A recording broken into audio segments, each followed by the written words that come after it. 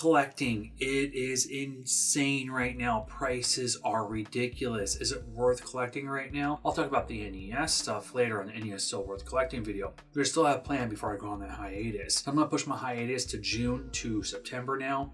But we're going to talk about prices and what they are. They're insane.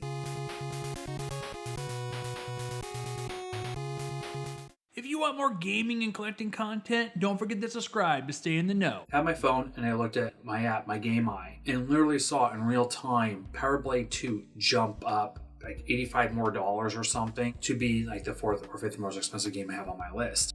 NES prices are insane. I'm going to use, for example, Little Samson. I used it before, I'm going to use it again. Little Samson at one time was under $1,000. It started shooting up to $2,000, went down about $1,500.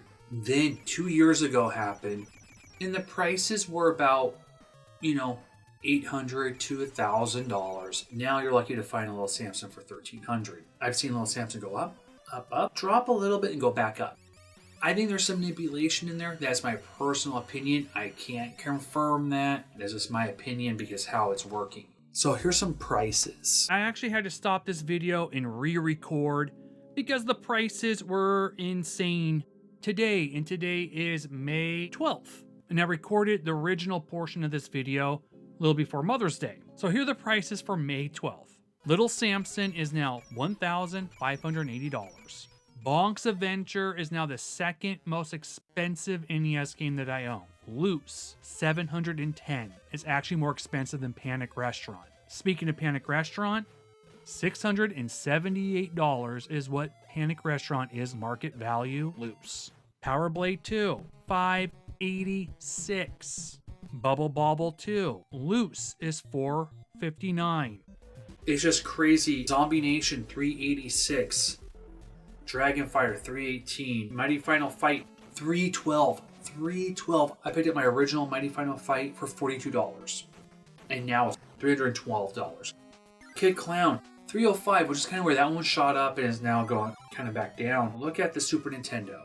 Chrono Trigger, which usually went around from $80 to $100 the last couple of years, is now over $200. Loose.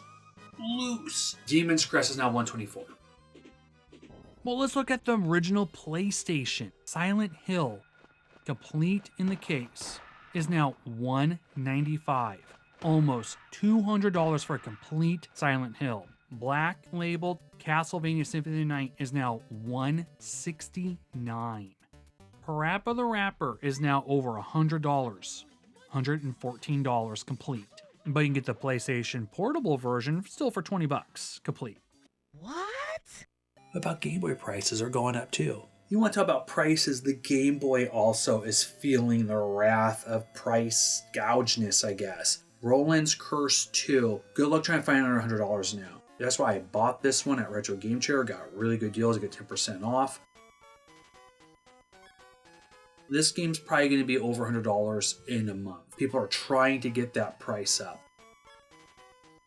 The Final Fantasy games are also starting to go up in price. I never owned this one. I thought I did. I've owned that one before, but not Adventure. I'm working on another segment for the Game Boy series. I'm going to add it to that big long video. RPGs. I've been wanting to do it. Finally going to do it. So this is like the director's cut version. So it's going to have like probably about 20 minutes of new footage now. I wanted to include the RPGs because I want to talk about Final Fantasy. There's a couple other games in there too. I remember when Game Boy games were $1 to $5. And people said something about the NES. But the Game Boy really was cheap for a long time. It was easier to find these games. Like people didn't really want to keep them. All these were lost because we're tiny little guys, say that all the time. But the prices were decent till about a couple years ago, even before the pandemic. Prices were starting to go up there. And like I said, Game Boy prices and NES prices are going up.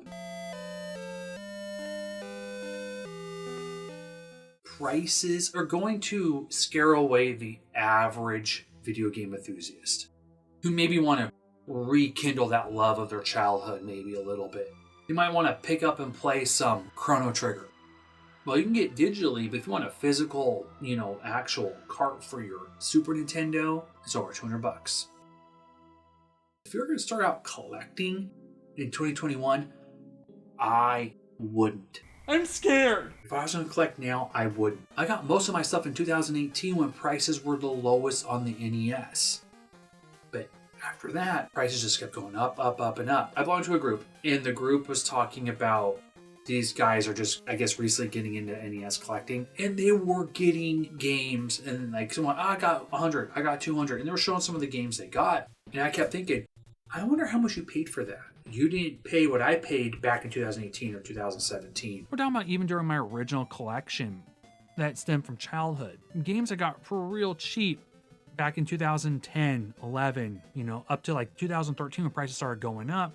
Even now, prices are more than 2013 prices. I would be nervous if I was collecting in 2021, for the fact is your dollar's not going to stretch. You're not going to be able to get as much stuff. You can get stuff if you want to fork up an arm and a leg for some of these games.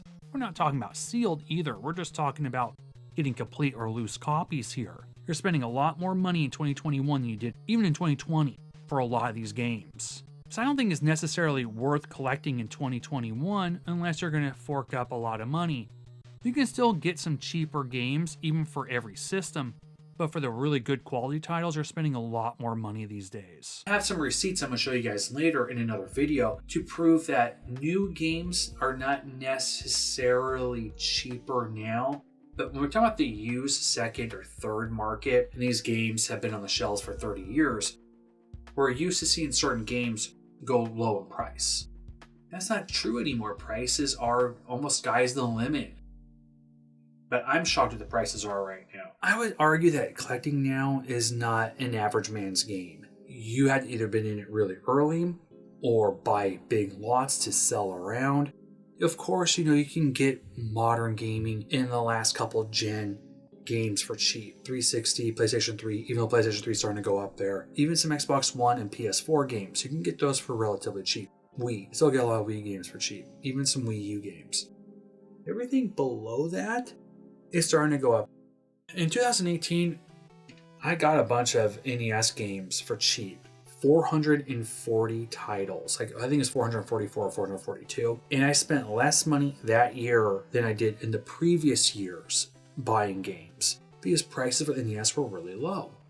Well, that's not the story now. NES prices are going up. Disc-based stuff's going up. Cart-based stuff's going up there, and cart-based stuff was lowering in price. There's a difference between collecting and playing. I'm a gamer first, where I play more than I collect, even though recently I've been collecting more than I play. I'm trying to reverse that. That makes any sense. I'm trying to reverse that. I'm trying to play more than I collect, and that's the reason I haven't really dedicated to videos too, is I've been playing the hell out of Demon's Souls. But this stuff I bought for me to play and to appreciate, I remember when I go into a store, I could pick up a, Mega Man 2 or something. That's why I wanted boxes. And I wanted the games. You can do emulation. There's nothing wrong with it. I'm not elitist when it comes to emulation. I know there are collectors out there in video game hoarders or collectors that are elitist. They say, no, you have to actually have the physical games. I've never been that way. I say you can do emulation, just not every game works great on emulation. Punch-Out, for example, does not play emulated very well.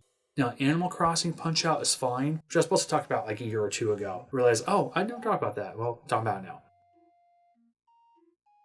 Right now, there's no expos. I think that's one reason, too, why prices are going up. There are stores getting games. It's not the same as when you go to an expo. You have a lot of people buying stuff. There's a lot of competition to keep your prices low. No one has to do that right now. So that's another reason why I think prices are starting to go up there. But you also have collectors like myself, and even you guys are holding onto your games and waiting for the right moment, or you never want to sell. But truthfully, the prices are starting to reflect the no expo community. Expos do help prices go down. Right now, if you have a collection you're wanting to sell, either sell it now, wait for a couple months, see the prices go up, and sell. If you start seeing drops in multiple games, that's when you need to sell. But no one should get in this hobby to make money. People should get in this hobby as they love video games and love playing. Because this is entertainment, guys. Entertainment. I never played Kendo's Rage. It's, I think, a beat 'em up. I've been looking forward to getting it. That's why I picked it up. Nope, I'm wrong. Kendo's Rage is actually not a beat 'em up. Kendo's Rage is actually like a side-scrolling Arcade1Up action game, or Arcade1Up. I thought Kingdoms Rage was a different game I was looking for. It's actually pretty fun. It's kind of strange. I got the game mixed up. I've been wanting to get this game again as I couldn't find it. And this is actually a harder game to find these days for some reason. What I paid for it was a pretty decent price because you can't find these below 30 anymore. I've been getting a lot of Game Boy games, a lot of good, rare Game Boy games. And I'm only like, I think 40 away from a set now. And I don't know if I'm going to go for a set because I'll tell you, there's one game that I can't believe how expensive it's gotten. Toxic Crusaders. Good luck trying to find below 300. I could have got for 100 about a year and a half ago, and I should have, because now it's way past that. People are trying to get $1,000 for that game. $1,000 for a little tiny cart. But I also want to show you guys something else I picked up. I picked up the NBA Jam unit. They're on clearance right now at Walmart. Some of them were $280. I got this one, they're usually for $400 or $450. I got this for $307 like it says. Not bad. Boom shakalaka. I didn't originally want this NBA Jam unit because things were taken out of it. Mortal Kombat characters, some players are missing, but for the price and what I want to do in this room, in this basement, have it be a mini arcade, I thought it was a pretty good deal. I'll put together later, show you guys what it looks like in the room. It's going to be here just for like a couple months. I was going to move into the other room with the other units. I got a lot of games to test today and to play, and I can't wait to put together the Arcade1Up. I'll show you guys what it looks like later. And thank you so much again for watching. Have fun. Go game. See you later.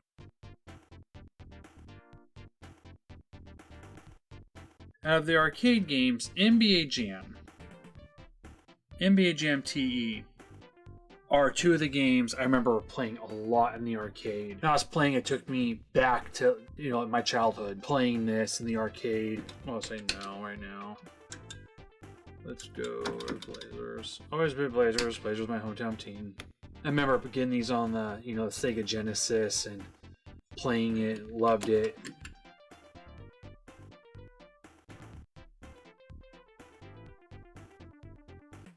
It's on fire!